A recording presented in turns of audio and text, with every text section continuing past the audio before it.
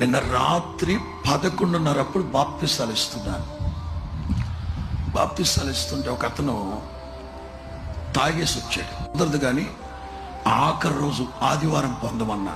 ఆయన అన్నాడు, ప్రభు నాతో సూటిగా మాట్లాడాడు, తేటగా మాట్లాడాడు. ఏం జరిగిందన్నా, భార్యను ఇక్కడ వదిలిపెట్టి, ప్రార్థనలో వదిలిపెట్టి లేమలి సెంటర్కి వెళ్ళి ఫుల్గా తాగేసి వచ్చాడంట.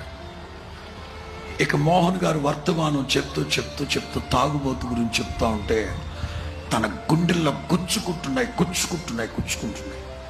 సరే ఆదివారం పొందు. లేదు పాస్టర్ గారు, నేను ఇందాక ఇక్కడికి వచ్చే మునుపు అరగంట సేపు నోట్లో వేళ్ళు పెట్టి తాగిందంతా కక్కేసి మంచి మనసుతో నేను ఇక్కడ వచ్చి నాకు బాప్తిస్మం, నేను ప్రభు కొరకు జీవిస్తాను. నిన్న రాత్రి